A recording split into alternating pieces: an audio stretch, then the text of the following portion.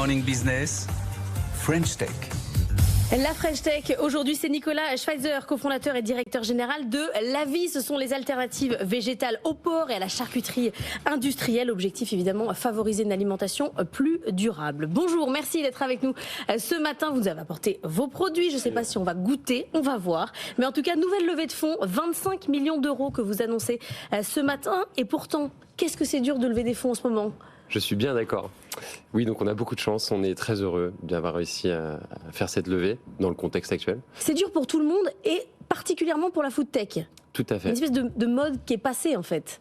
Il y a eu un effet de soufflet dans tout l'écosystème, mais particulièrement dans la food tech.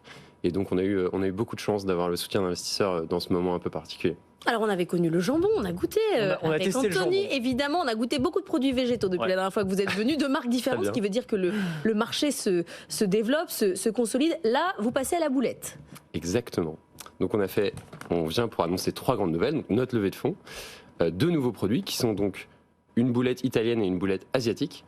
L'objectif, c'est vraiment de s'adresser à notre cible, qui sont les 18-35 ans, qui aiment pouvoir cuisiner très rapidement avec des produits un peu starifiés, qui sont bons, qui sont simples. On n'avait pas particulièrement prévu de faire des boulettes, pour être très transparent. Et l'équipe nous a fait goûter un prototype qui était tellement exceptionnel qu'on a fini par se dire il faut lancer ce produit. Donc. On a des spaghettis boulettes derrière. Donc c'est quoi alors? Elles sont à base de quoi? De pois chiches, ce genre de choses Alors, comme toujours chez Lavie, on a très peu d'ingrédients. Donc nous, on fait peu de produits. On investit énormément dans la recherche pour s'assurer qu'on n'ait pas des listes d'ingrédients inimaginables. On a toujours autant ou moins d'ingrédients que l'équivalent viande. Donc dans ce cas spécifique, on est sur de la protéine de soja, de l'huile de tournesol, du sel, des arômes naturels. On a un jus de radis et du caramel pour la couleur et le goût. Ouais. Et un acide lactique vegan. Et ça a goût de quoi, du coup? Ça a le goût du porc, bien sûr. Parce que nous ne faisons que des produits de porc sans porc. Donc, l'objectif, comme toujours, c'est de reproduire le goût, l'expérience sensorielle de la viande avec les lardons, avec des plantes. le jambon. Exactement. Et c'est la consistance aussi et le gras, c'était ça l'une de vos forces. Alors le goût, c'est vrai qu'on n'a pas goûté. Le jambon, goût, c'est le gras, on n'avait pas été totalement convaincu par le jambon. Oui, mais on a mangé le jambon tout seul. Voilà, c'est ça, c'est ce que j'allais dire. Parce qu'on avait testé ensuite. Voilà, personne fait ça. On l'avait testé ensuite dans un burger. Alors je sais plus si c'était avec du bacon qui et là, ça marche. Et là, pour le coup, ça fonctionnait très très bien. Donc en fait, c'est ça la question. C'est est-ce qu'on peut manger ces produits comme ça ou est-ce qu'il faut les cuisiner pour entre guillemets. En même temps, vous mangez souvent du jambon tout seul? Bah ouais, enfin tout seul non, mais jambon pâte, ça peut passer. Ça peut passer. Non, alors en l'occurrence, c'est intéressant. Merci pour le retour. Nous, on a la particularité d'avoir des produits qui s'améliorent tout le temps, au fil du temps. Et c'est quelque chose qui n'est pas vrai pour la viande, puisque globalement, ça reste très stable. Mais nos produits s'améliorent tous les 6 mois. Donc je vous invite à retenter. Sur le jambon, aujourd'hui, c'est notre plus gros succès, puisque c'est le numéro 1 des ventes dans toute la catégorie. Donc ça marche très très bien. Les produits sont honnêtement assez bluffants. Alors particulièrement dans un cas d'usage type jambon beurre, etc. Mais même tout seul, ça marche vraiment très bien.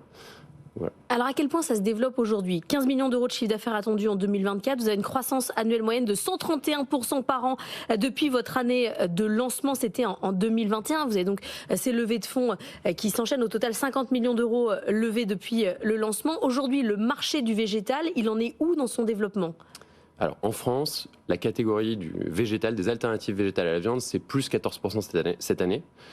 Donc nous, spécifiquement Lavie, on a fait plus 192%, principalement auprès des jeunes. Donc on est vraiment la marque qui recrute beaucoup les jeunes.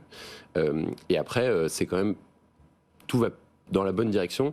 C'est pas tout à fait au niveau des attentes qui étaient exceptionnelles il y a 5 ans, mais doucement mais sûrement, on va y arriver. Vous avez l'impression d'avoir pris la place du bio un peu dans les rayons de supermarchés. Aujourd'hui, vous avez des corners entiers de produits végétaux. En tout cas, dans les supermarchés parisiens, c'est désormais comme ça, alors que le bio prend de moins en moins de place. Alors, comme nous, c'est vraiment spécifiquement du frais, etc., on est plutôt sur...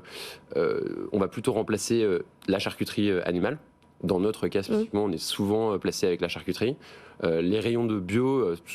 sont à la fois de l'ambiant et du frais, donc ça concerne pas forcément tout le monde. Enfin, Et avec toujours cette épée de Damoclès quand même sur les noms. Alors même si vous avez été rassuré là-dessus, mais le fait de pouvoir reviendra. s'appeler, ouais, ça va revenir probablement jambon, lardon. Je végétal. voyais lardon sur votre packaging par exemple. Ça, c'est peut-être quelque chose qu'il va falloir que vous changiez à un moment. tout à fait. Donc on attend une décision de l'Europe aujourd'hui même. Ah. On verra. Aujourd'hui, il y a les véhicules chinois électriques Et les lardons. et les lardons. Exactement. Donc non, c'est quelque chose auquel on est très attaché parce que tout simplement, on souhaite utiliser les dénominations usuelles. Si je vous donne mes produits, je vous garantis que vous ne trouverez pas d'autres noms naturellement que lardons végétaux. Je suis sûr que vous en avez, vos équipes marketing sont prêtes, elles ont Oui. déjà les packaging Oui, mais c'est moins alternatifs bien. sont prêts, je suis C'est sûr. moins bien. C'est beaucoup moins clair. En fait, un consommateur à qui je donne des dés de soja, il ne saura pas quoi faire avec. Alors que si je vous donne des lardons végétaux, vous pensez tout de suite au carbonara, la flamencuche, etc., etc.